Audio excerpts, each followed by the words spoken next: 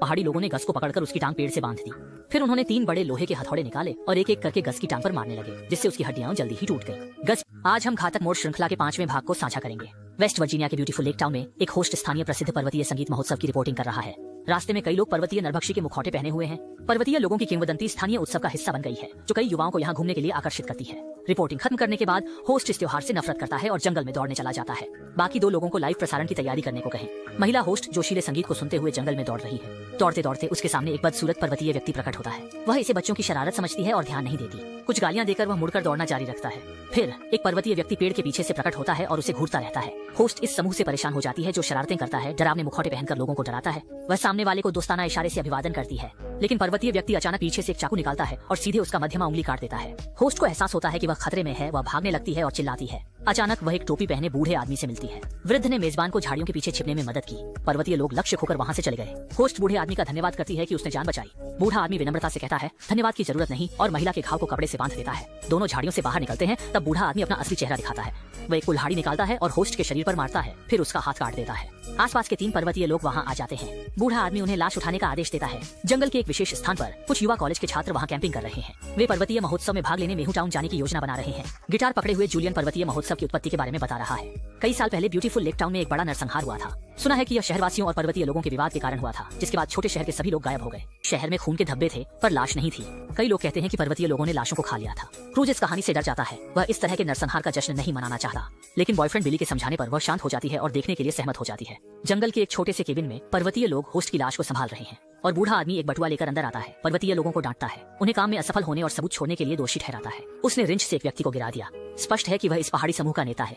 महिला शेरिफ अपनी कार में एक सहकर्मी के साथ मेहू टाउन जा रही है। वे आज रात वहां सुरक्षा बनाए रखने के लिए जिम्मेदार हैं। इस समय एक फोन आता है। यह शेरिफ का पति है, जो बताता है कि वह रात में घर आ जाएगा और काम के दौरान सुरक्षित रहने की सलाह देता है। इसके बाद दोनों फोन काट देते हैं। रास्ते में बिली अपनी कार चला रहा था। एक समूह खुशी खुशी मेहू टाउन की ओर जा रहा था और माउंटेन फेस्टिवल के नरसंहार पर चर्चा कर रहा था। अचानक एक बूढ़ा आदमी सड़क पर आ जाता है। बचने के लिए बिली तेजी से स्टीयरिंग व्हील घुमाता है। वाहन नियंत्रण खो देता है और पेड़ से टकरा जाता है। कुछ लोग डर गए, पर कोई गंभीर नुकसान नहीं हुआ और सड़क के बीच में बूढ़ा आदमी वहीं पड़ा रहता है। 3 लड़के आगे बढ़कर देखते हैं कि क्या हुआ है। बिली बूढ़े आदमी को पलटने की कोशिश करता है, तभी बूढ़ा उसे पकड़कर चाकू से उसकी बांह पर चोट कर देता है। पास के 2 लोग यह देखकर तुरंत आगे बढ़ते हैं और बूढ़े आदमी को मारने लगते हैं, और पर्वतीय लोग धनुष तीर से कुछ लोगों को निशाना बना रहे थे।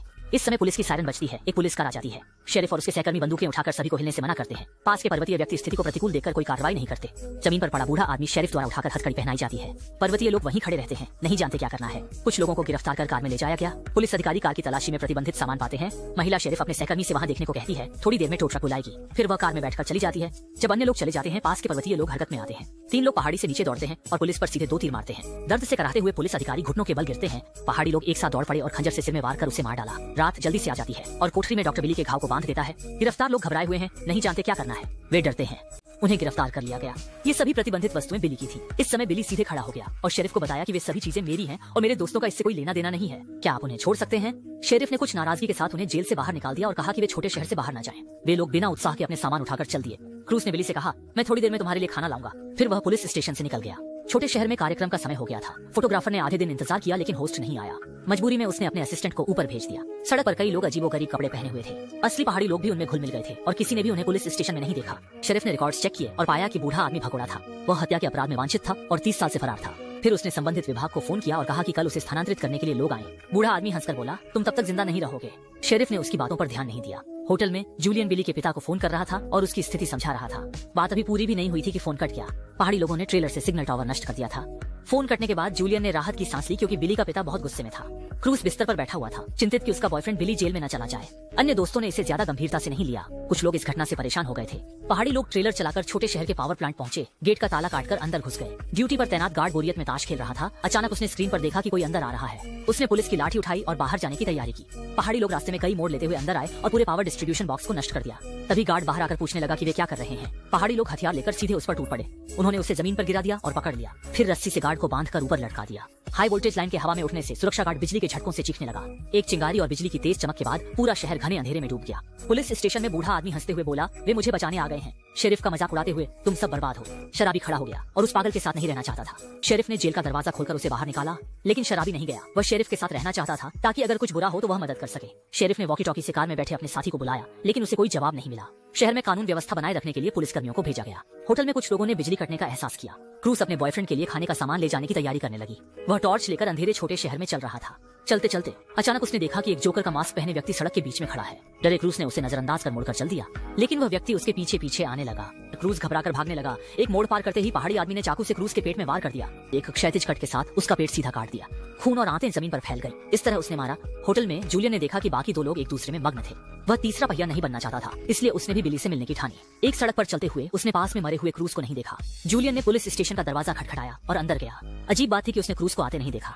बूढ़ा आदमी इस समय चिल्ला रहा था, शायद अब वह मर चुका है। अगर तुम यहाँ रुके तो तुम भी मर जाओगे। एहतियात के तौर पर जूलियन वहीं रुक गया। उसने और बिली ने चर्चा की कि क्या करना चाहिए। पास में बूढ़ा आदमी विकृत हंसी हंस रहा था। होटल में गस और उसकी गर्लफ्रेंड रीटा एक दूसरे के साथ अंतरंग हो गए। काम खत्म करने के बाद रीटा बाथरूम में नहाने चली गई। तभी बाहर दरवाजे पर दस्तक हुई। गस ने दरवाजा खोला और देखा कि एक बदसूरत आदमी खड़ा है। उसने पूछा, तुम क्या चाहते हैं? कितना शराब पी ली है? तुरंत भाग जाओ। फिर उसने दरवाजा बंद कर दिया। जैसे ही वह बिस्तर पर लौटा, फिर से दस्तक हुई। गस ने दरवाजा खोला और पहाड़ी आदमी को गालियां देने लगा। पहाड़ी लोग अंदर घुस आए और रस्सी से उसकी गर्दन को फंसा दिया। फिर गस को पकड़ लिया। बाथरूम में रीटा ने आवाज सुनी और बाहर देखने की तैयारी की। कपड़े पहनकर उसने दरवाजा खोला और देखा कि बाहर कोई है। उसने हथियार उठाया और दरवाजे के पीछे छिप गया। तभी पहाड़ी आदमी दरवाजा खोलकर अंदर आया और चारों ओर खोजने लगा। रीटा ने अचानक पीछे से डंडे से उस पर हमला कर दिया, लेकिन पहाड़ी आदमी दौड़कर आया और रीटा को गिरा दिया। रीटा ने देखा कि जूलियन की गिरी चाकू पहाड़ी आदमी के शरीर में धंसी थी, जिससे वह बंधन से मुक्त हो गई। पुलिस स्टेशन में फिर से दरवाजे पर दस्तक हुई।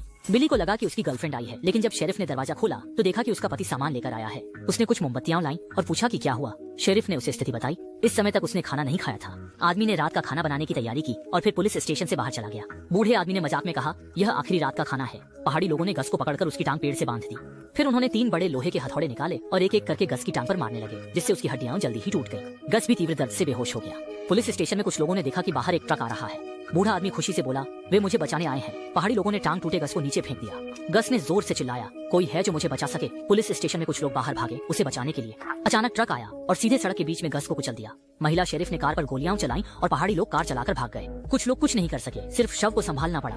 शेरिफ ने आखिरकार स्थिति की गंभीरता को समझा और बिली को जेल से बाहर निकाला। फिर उन्हें एक एक करके बंदूकें दी। उन्होंने कुछ लोगों को यहाँ रहकर बचाव का इंतजार करने को कहा। जेल में बूढ़ा आदमी उनकी घबराहट को देखकर बहुत खुश हुआ और सीटी बजाने लगा। बिली और जूलियन ने खिड़की की रक्षा की। शराबी को याद आया कि सामने की दुकान में एक रेडियो है। शेरिफ ने सड़क पार करके रेडियो की मदद लेने का फैसला किया और बाकी लोगों को पुलिस स्टेशन में रहने और जोखिम न लेने को कहा। फिर वह अकेले बंदूक लेकर पुलिस स्टेशन से बाहर निकला। सावधानी से सामने की दुकान में गया। कांच तोड़कर अंदर घुसा। अंदर जाकर उसने रेडियो और जनरेटर की तलाश की। बाहर पहाड़ी आदमी ने दरवाजे पर लगे बोर्ड को देखा और बोर्ड लेकर दुकान में घुस गया। शेरिफ ने जनरेटर ढूंढ लिया और रेडियो चालू करने की तैयारी की। अचानक उसने बाहर से हंसी की आवाज सुनी। बंदूक लेकर बाहर गया और गोली चला दी। पास जाकर देखा तो वह मानव आकृति का बोर्ड था। वापस मुड़कर उसने जनरेटर चालू किया। फिर रेडियो पर कॉल किया और पूछा कि क्या कोई सुन रहा है। एक आदमी रेडियो के सामने बैठा था और कॉल का जवाब दिया। शेरिफ ने तुरंत पुलिस बुलाने को कहा। यहाँ आपातकालीन स्थिति है, किसी ने पुलिस स्टेशन घेर लिया है। ये सुनकर आदमी हंस पड़ा। उसे लगा कि शेरिफ मजाक कर रहा है। वहाँ एक त्योहार चल रहा था और उसे लगा कि सामने वाला उसे बेवकूफ बना रहा है, इसलिए वह जल्दी से निकलने की सोचने लगा। शेरिफ ने बार बार जोर देकर कहा कि यह आपातकालीन स्थिति है, मजाक नहीं। और पुलिस स्टेशन के दरवाजे पर लीटा आ गई और दरवाजा खटखटाया। अंदर के व्यक्ति ने गोली चलाई और रेडियो पर मौजूद आदमी ने आवाज सुनी, जिससे उसे लगा कि यह सच हो सकता है। शेरिफ ने महसूस किया कि कुछ गड़बड़ है। वह भी बंदूक लेकर बाहर गया। लीटा जमीन पर गिर गई। उसने मरे हुए गस को देखा और जोर से चिल्लाई। बिली ने दरवाजा खोला और उसे अंदर लाया। शेरिफ ने आवाज सुनी और पुलिस स्टेशन में वापस आ गया। बिली ने शराबी को डांटा कि उसने उसके दोस्त को लगभग मार ही दिया था और दोनों लड़ने वाले थे। शेरिफ ने दोनों के झगड़े को रोका। बिली ने लीटा से पूछा कि क्या उसने उसकी गर्लफ्रेंड क्रूज को देखा है, लेकिन उसे भी कुछ पता नहीं था। बूढ़ा आदमी हंसते हुए बोला, शायद उसे अब खा लिया गया होगा। अगर तुम मुझसे शर्तें तय कर लो और मुझे छोड़ दो तो शायद तुम्हारे पास बचने का मौका हो सकता है। शेरिफ ने उसे नजरअंदाज कर दिया। बिली ने क्रूज को ढूंढने के लिए बाहर जाने की तैयारी की। शेरिफ ने उसे रोकने की कोशिश की, लेकिन बिली ने बाहर जाने की ठान ली। वह अपनी गर्लफ्रेंड को बाहर नहीं छोड़ सकता था। पास में जूलियन ने उसके साथ जाने का फैसला किया। दोनों बंदूक लेकर पुलिस स्टेशन से बाहर निकल गए। छोटे शहर में बिजली का लैंप लेकर क्रूज को जोर से पुकारते हुए अंधेरी सड़कों पर उसे ढूंढने लगे। अचानक उन्होंने अजीब आवाजें सुनी। घबराकर चारों ओर देखा और सड़क के बीच में छिप गए। मोड़ पर उन्होंने जमीन पर पड़े क्रूज को देखा। उसका पेट फटा हुआ था, वह मर चुका था। एक लाल कपड़े पहने पहाड़ी आदमी बाहर आया। बिली ने गुस्से में उस पर गोली चलाई और उसका पीछा किया। पीछे से जूलियन भी उसके पीछे गया। अचानक एक और पहाड़ी आदमी नीचे से कूदकर उसे पकड़ लिया। आगे बिली ने सड़क के कोने पर पीछा किया। एक पहाड़ी आदमी ने फावड़े से हमला कर उसे बेहोश कर दिया, फिर उसे घसीट कर ले गया।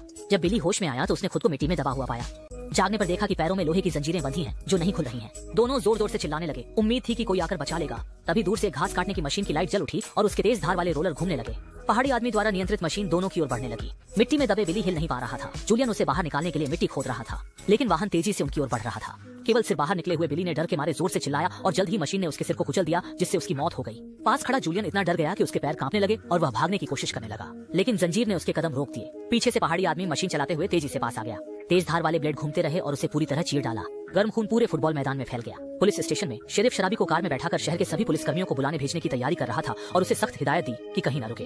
जेल में बंद बूढ़े ने स्तब्ध खड़ी रीटा को रोका और शेरिफ को मनाने के लिए कहा कि उसे बाहर निकाल दे। वादा किया कि वह रीटा और उसके दोस्तों को छोड़ देगा। रीटा ने क्या सोचा यह तो पता नहीं, लेकिन वह शेरिफ के पास जाकर बूढ़े को छोड़ने के लिए कहने लगी ताकि वे सब सुरक्षित हो जाएं। लेकिन शेरिफ बेवकूफ नहीं था, उसने सख्ती से मना किया। वह कैसे मान सकता था कि अपराधी वादा निभाएगा। शेरिफ शराबी को पुलिस स्टेशन से बाहर निकालकर कार में बैठाने में मदद की। शराबी ने कार स्टार्ट की और पुलिस स्टेशन से निकल गया। जल्द ही वह हाईवे पर पहुंच गया और लगातार वॉकी टॉकी पर शेरिफ को वर्तमान स्थिति की रिपोर्ट कर रहा था। अचानक सड़क पर एक तार की बाढ़ आ गई। शराबी बच नहीं सका। तेज रफ्तार पुलिस कार सीधे सड़क से उतर गई और अंदर के लोग बेहोश हो गए। शेरिफ ने वॉकी टॉकी पर काफी देर पुकारा पर कोई जवाब नहीं मिला। जागने पर शराबी ने पाया कि उसे बांध दिया गया है और मुंह में कपड़ा ठूंस दिया गया है, जिससे वह बोल नहीं पा रहा है। उसके पास 3 पहाड़ी आदमी तेल के ड्रम से एक बड़ा बर्तन बना रहे थे और नीचे लकड़ी पर पेट्रोल डाल रहे थे। फिर उन्होंने शराबी को लोहे के ड्रम में डाल दिया और बाहर का दरवाजा कसकर बंद कर दिया और लोहे के ड्रम को लकड़ी पर रख दिया। पुलिस स्टेशन में रीटा डर के मारे जल्दी से बाहर निकलना चाहती थी। शेरिफ ने उसे चेतावनी दी कि अब बाहर जाना आत्महत्या के समान है और उसे वहीं रहने की सलाह दी, लेकिन रीटा मानने को तैयार नहीं थी और पिछले दरवाजे से भागने लगी। बूढ़े ने फिर उसे उकसाया, तुम उसके हथियार से शेरिफ को धमका सकती हो और बाहर निकल सकती हो। मैं बाहर के लोगों से तुम्हें छोड़ने के लिए कहूंगा, नहीं तो तुम मर जाओगी। रीटा ने कहा कि मैं तुम पर विश्वास नहीं करूंगी, लेकिन उसके चेहरे पर संदेह था। पहाड़ी लोगों ने तेल के ड्रम के नीचे आग लगा दी। जलती आग ने ड्रम में बंद आदमी को भूनना शुरू किया और वह जोर जोर से चिल्लाने और संघर्ष करने लगा। पहाड़ी लोगों ने गैस सिलेंडर को पास में रखा और वहां से चले गए। दूसरी ओर पुलिस स्टेशन में शेरिफ ने भी आवाज सुनी जो सामने की दुकान से आ रही थी। उसने रीटा को एक बंदूक दी और यह देखने के लिए पुलिस स्टेशन के बाहर निकलकर सामने की दुकान की ओर चल पड़ा कि क्या हो रहा है। जैसे ही वह दरवाजे पर पहुंचा, एक जोरदार विस्फोट हुआ जिसने शेरिफ को उड़ा दिया। जेल में बूढ़े ने रीटा से कहा, अगर तुम दरवाजा खोल दोगी तो मैं और बाकी लोग तुरंत चले जाएंगे। तुम समझदार हो और तुम्हारे पास बंदूक है।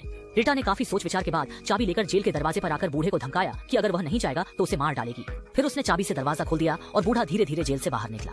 रीटा ने बंदूक तानकर उसे जल्दी जाने को कहा, लेकिन बूढ़े ने इस समय एक चाकू उठाया और रीटा की ओर घुमा दिया। थोड़ी देर बाद दोनों आंखें फोड़ दी गईं। रीटा पुलिस स्टेशन से बाहर निकली और जोर से चिल्लाई कि कोई मुझे बचाओ। बूढ़े ने भी शेरिफ पर बंदूक तान दी, लेकिन शेरिफ ने पहले गोली चला दी और उसके कंधे पर गोली मार दी।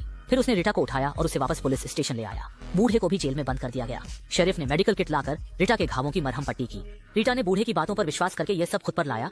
पास में बूढ़ा अब भी बदतमीजी से उसे उकसा रहा था। शेरिफ गुस्से में उसे मारने के लिए आगे बढ़ा, लेकिन उसने ऐसा नहीं किया। शेरिफ ने रीटा को कुर्सी पर बैठने और हिलने डुलने से मना किया और खुद मदद लाने बाहर गया। पुलिस स्टेशन से बाहर निकलते ही उसने एक कार देखी। पास जाकर देखा तो पाया कि उसका पति सीट पर बंधा था और मुंह पर टेप चिपका था, जिससे वह बोल नहीं पा रहा था। शेरिफ ने दरवाजा खोला और कुछ करने की इच्छा जताई। शेरिफ ने दरवाजा खोला और उसे बचाने की कोशिश की। मुझे उम्मीद नहीं थी कि यह जाल होगा। रस्सी से बंधी दरांती ने आसानी से आदमी का पेट चीर दिया और खून से भरी आंतें बाहर निकल आईं। शेरिफ ने घबराकर आंतों को वापस अंदर डालने की कोशिश की।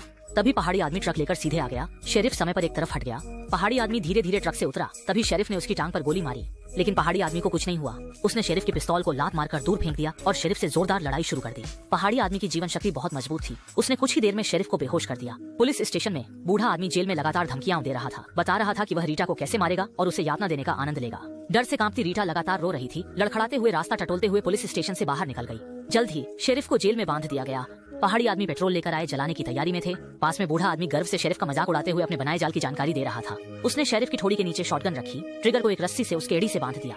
जैसे ही वह अपना पैर नीचे रखेगा, शॉटगन चल जाएगी, नहीं तो जलकर मरने का इंतजार करे। शेरिफ ने गुस्से में उसे मरने को कहा। बूढ़ा नाराज नहीं हुआ। उसने टेप से बंदूक बांधी, माचिस जलाई और पेट्रोल को आग लगा दी। पीछे से शेरिफ की दर्द भरी चीखें सुनाई दी और फिर वह पुलिस स्टेशन से बाहर चला गया। तीव्र दर्द पूरे शरीर में फैल गया। बंधे शेरिफ ने सहन नहीं किया और एड़ी नीचे रख दी। गोली की आवाज के बाद वह भी मर गया। बूढ़ा आदमी खुशी से पहाड़ी आदमियों संग चला गया। रास्ते में रीटा की आंखें अचानक अंधी हो गईं और वह मदद मांग रही थी। अचानक उसने वाहन की आवाज सुनी, हाथ उठाकर उसे रोका। पहाड़ी आदमी गाड़ी से उतरा और ड्राइवर के केबिन में ले गया। रीटा के पास फिर से बूढ़े आदमी की आवाज आई। अब वह शेर के मुंह में फंस गई थी। बूढ़ा आदमी जोर से हंसा, गाड़ी चलाकर चला गया। फिल्म यहीं खत्म होती है। इस फिल्म का अंत बहुत दुखद है। कोई भी पहाड़ी आदमियों के कत्लेआम से नहीं बच सका। ठीक है, आज की प्रस्तुति यहीं समाप्त होती है। मैं हूँ घोस्ट, अगली बार मिलते हैं।